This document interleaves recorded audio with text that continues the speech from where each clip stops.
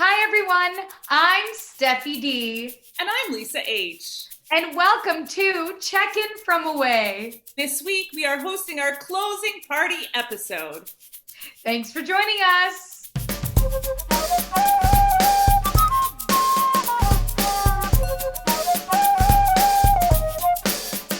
Hey, Lisa, guess what? What? Today's kind of a sad day, which is why we are both dressed in black, because we are mourning that this is our final episode of Check-In from Away, because we're going back to Come From Away in December. Yeah, it took one global pandemic, right? Mm-hmm. The two of us to do 38 episodes over 2 seasons, over 100 guests, 17 dogs, and over 70,000 views. Lisa, isn't this incredible? Yeah, it's very exciting, and we have a great show for you today. We are going to be taking you through some of our favorite Check-In from Away moments. And we also have a very super duper special guest, the one, the only, David Mirvish. Let's do it, Lisa. Let's jump in. My father used to say the greatest dramas sometimes took place off stage in the office, and sometimes he was right. But my favorite and memory is actually the year before we bought the Royal Alexandra Theatre.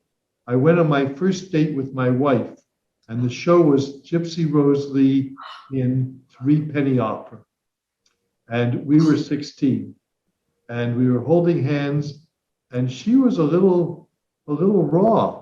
And by the end of the first act, we were both kind of embarrassed of looking at each other.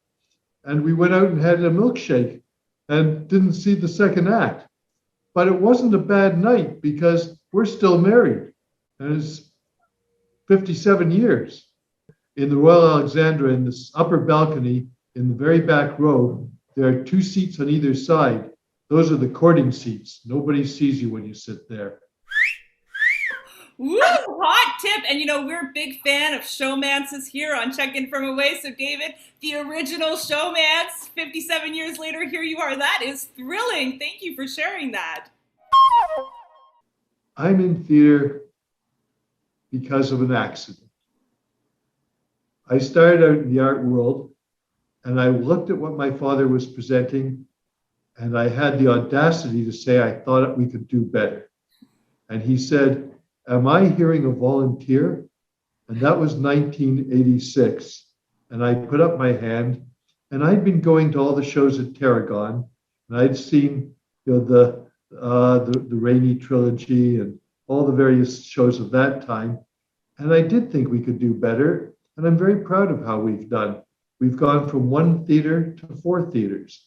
We've gone from shows that were only traveling to shows where we find the cast and where we are involved with the shows. We're now involved with shows before they begin. We invest in them all over the world so that if they are a success, they'll think of Toronto.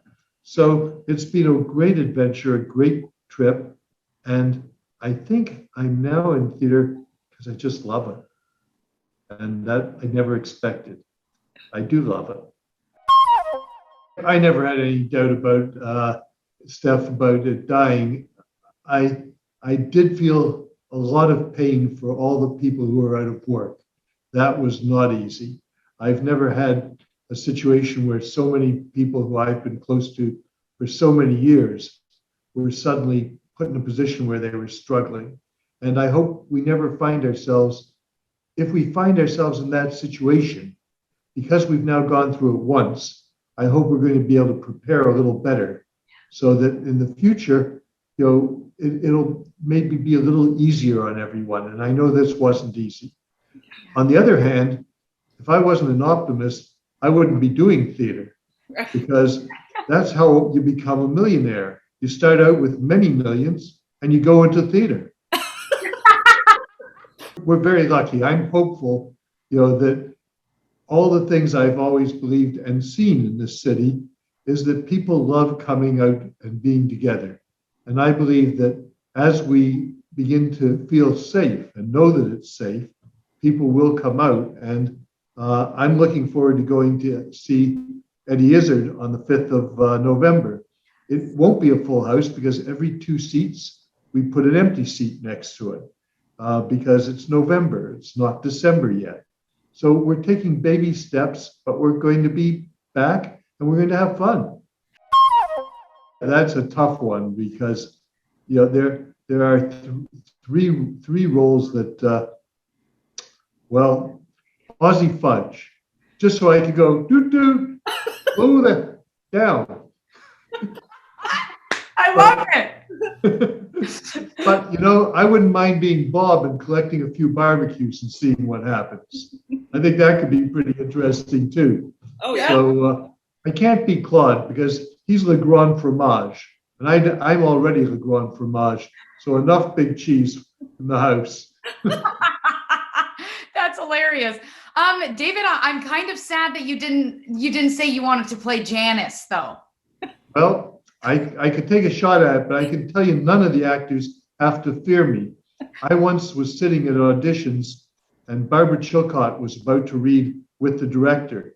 And he turned to me and he said, David, you read with Barbara. And that's when I learned that auditioning is like playing ping pong.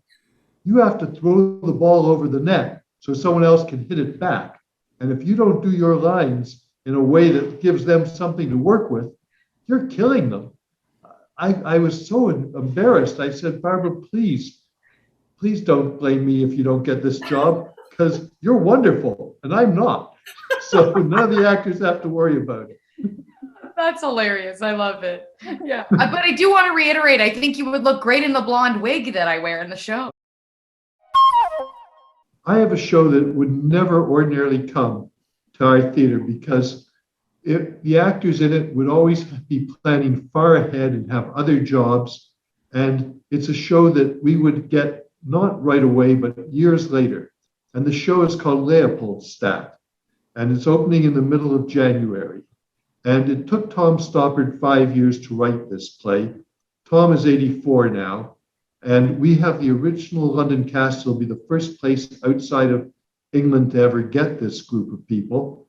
And it's an epic play that I saw in the very first preview on the last day before COVID shut us down in England. So I'm very excited about it. I asked if we could possibly do it. It has won all the awards in England, and it's going to come in the middle of January. And I hope everyone will make an effort to see this because I think it will give them a memory that will last for the rest of their lives. Well, I think what I'm looking forward to most of all is community. We've all been separated from each other so much, and my audience is a regular audience when they're subscribers, and they know each other. They may have very different tastes, they may have different ideas, but they share an experience together, and I think that that's important, and for me that's important, to be able to talk to people again, to be in the office. All shows are of a moment if they succeed. There's an audience that really wants it in that moment because the show is relevant. And I love the idea that people have been preparing these last 18 months to come back. And there are all sorts of wonderful shows that we're running that will step up again, and all sorts of new ideas that have been percolating, new ways to do things. I think that the audience is an important part of every live show.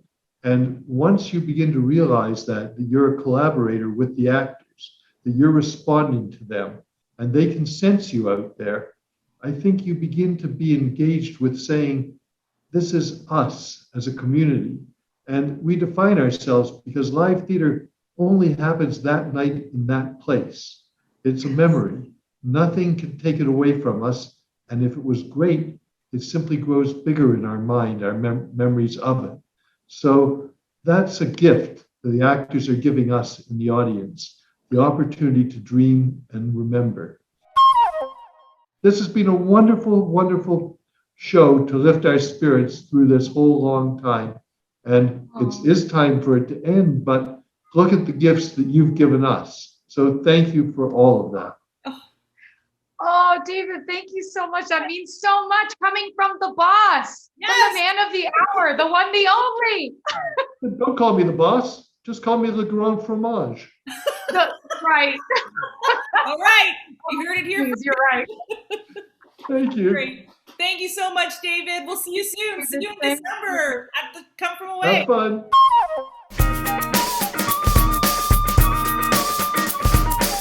Checking from Away, top 10. 10. Lisa, this next moment is one of my favorite and most important moments that I've had on Check-In From Away, where I undoubtedly was the smartest that I've ever been on the show. And right now, I'm going to give you a trick question, and you have 10 seconds to answer it properly, okay? Lisa, is it pronounced turmeric or turmeric? Well, up until, a year ago, I would have said turmeric. Mhm. But final answer, turmeric. Lisa, your final answer, are we locking it in? And the answer is turmeric. Is it? TRMERIC.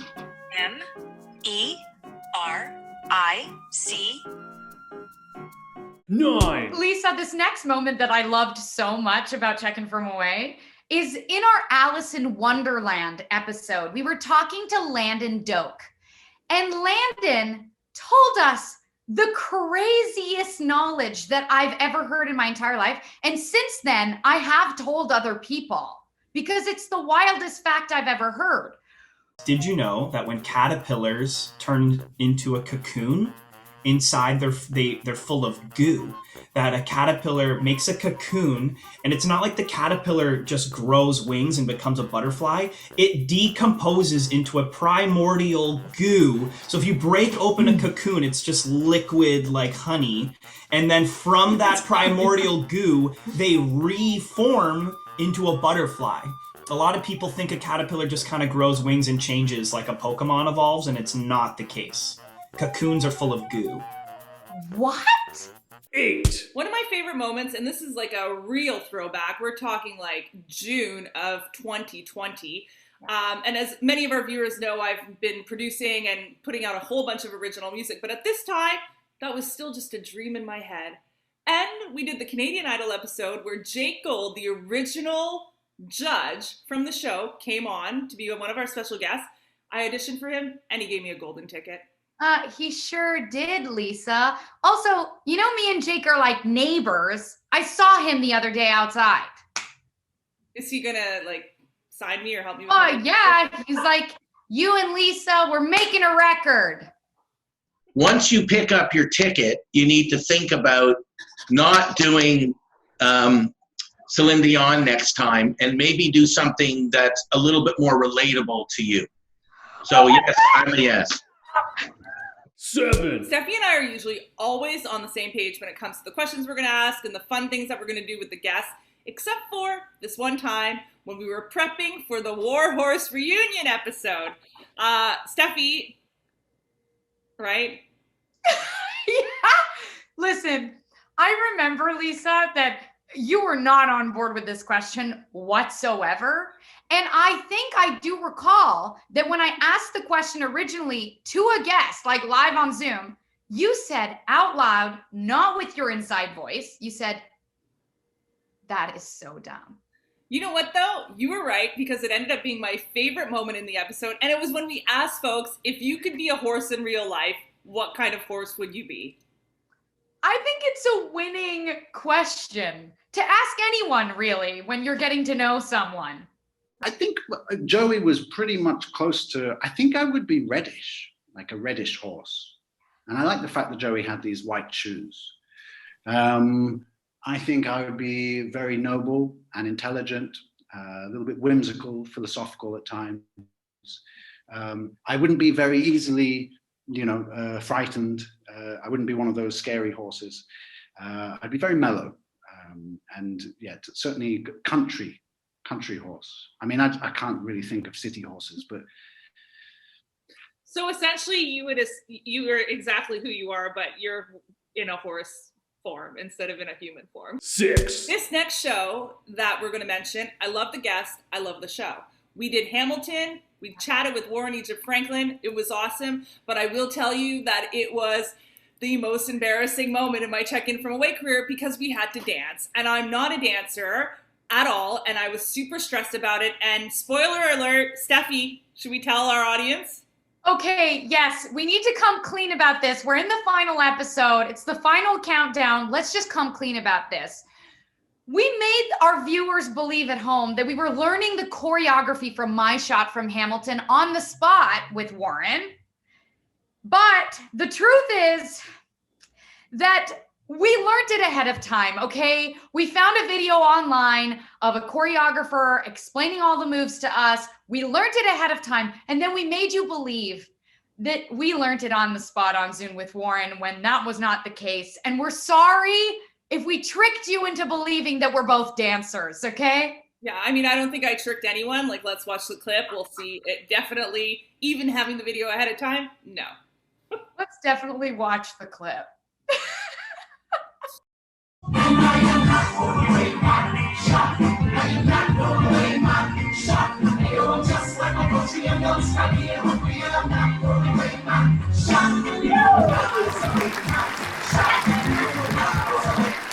Very good. Okay, that was good. 5, Steffi, I have to tell you, one of my favorite all-time moments on Check-In From Away was when we interviewed Jack and Sergio for our Showmances episode. Several reasons. Their love story, first of all, is so inspiring, and you and I both love a good love story. We do. Yeah. Also, it was the launch of season 2. We did the Instagram Live and the Always music video that Jack starred in. You know, that was like teen dream. Lisa was just in heaven being able to talk to Jack. Like, I had loved that music video so much as a 14-year-old girl. So then to know him, to hear his love story, and then to do a little throwback to that music video was a really fun way to kick off season 2.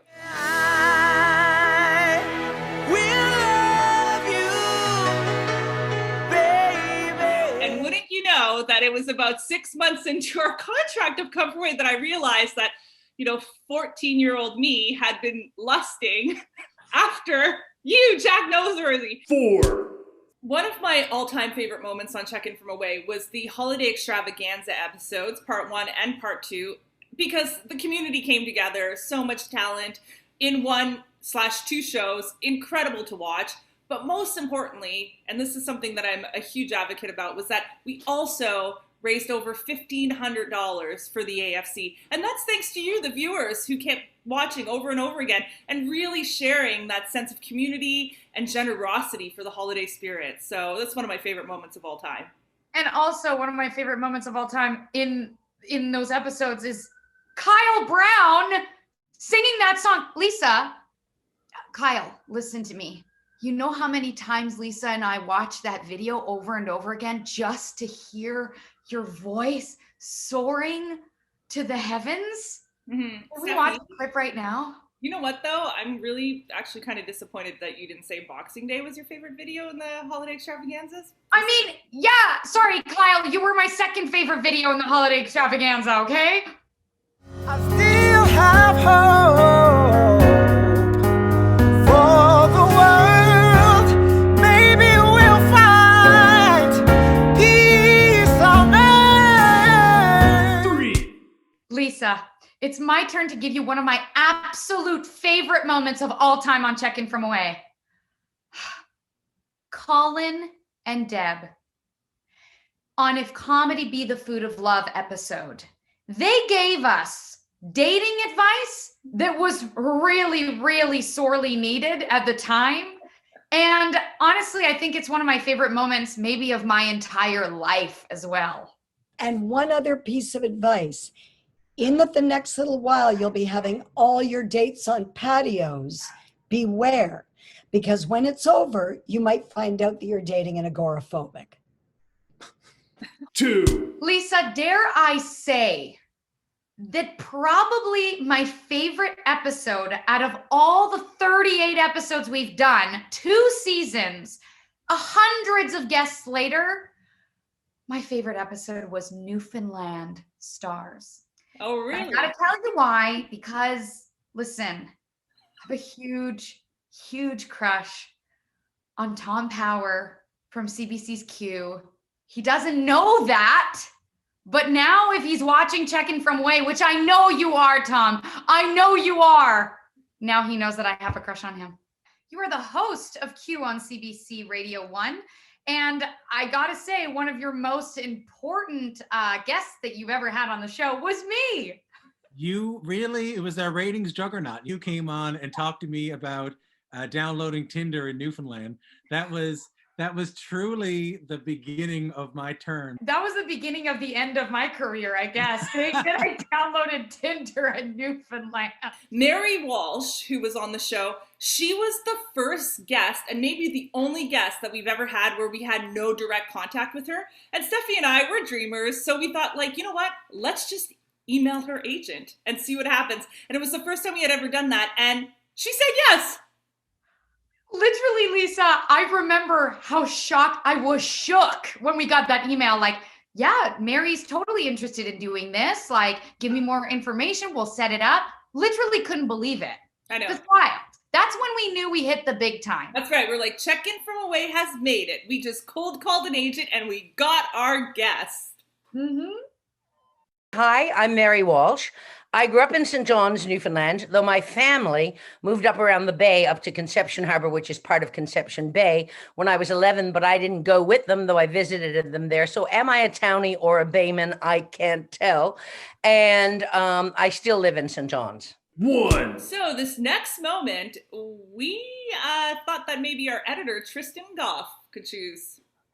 Yeah, Lisa, we have no idea what he's going to say or what his favorite moment of Check-In From Away was, but I can't wait to find out. Tristan, take it away.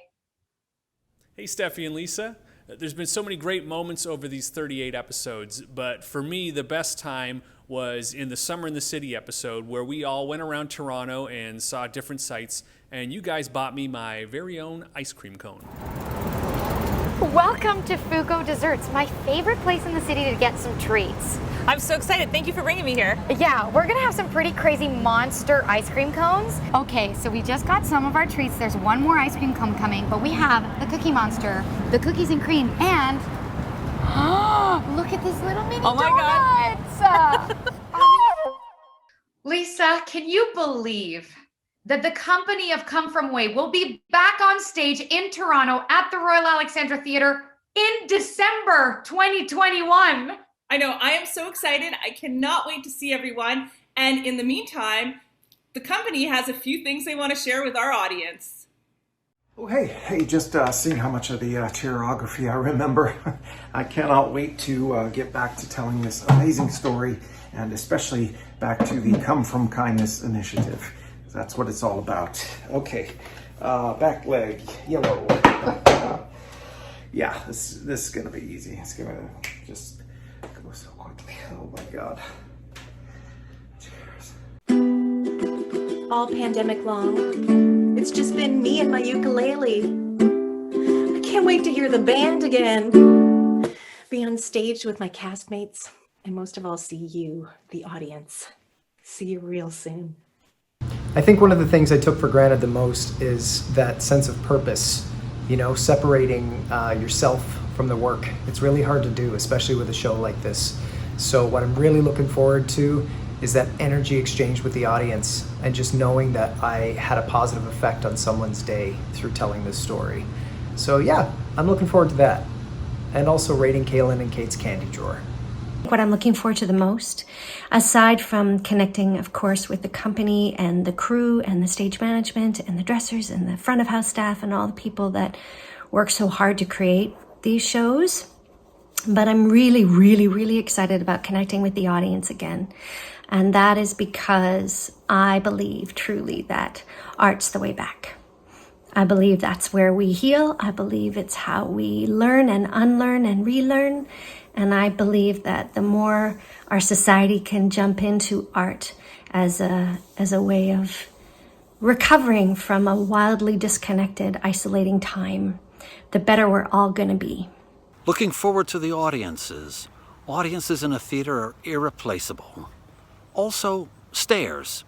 The dressing rooms and offices are layered in a tower at the back of the stage, and I've missed climbing those stairs. Hi there, Bob Foster here, music director for Come From Away Toronto. I am most looking forward to the last notes of Welcome to the Rock, the audience cheering and the band rushing on stage for the playoff. I'm most looking forward to seeing you sitting in that chair, right there. Not that one. You can't sit on that lady. That one. Right there. That one right there.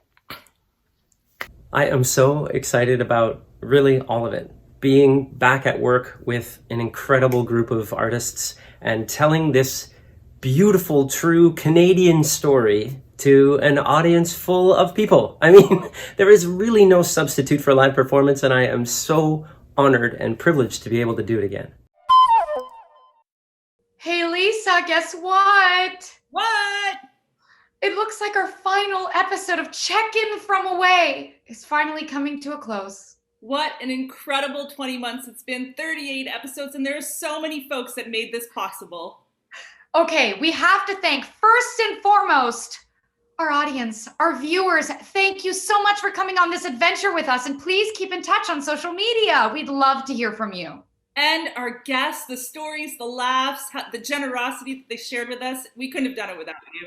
And of course, obviously, Lisa, we have to thank Mirvish Productions.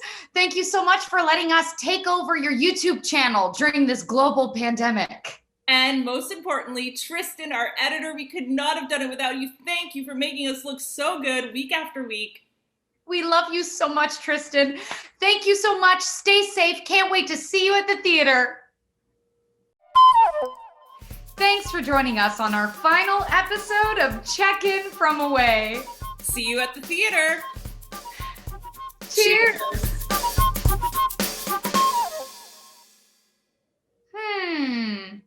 Lisa, I'm not sure what we should say next about one of the favorite moments of Check-In From Away history that we've had. Any ideas? No, I'm really stumped. I mean, there's so many good memories, but I'm not quite sure about the next one. Well, how about selling mugs on the Mirvish Productions website with our faces on them? And they were signed. Exactly. And you know what? I know they're selling on eBay for like over $200 now, but if you go to the Mirvish website right now, you can get one for $5. Come on, what a deal. Selling like hotcakes. Get yours today.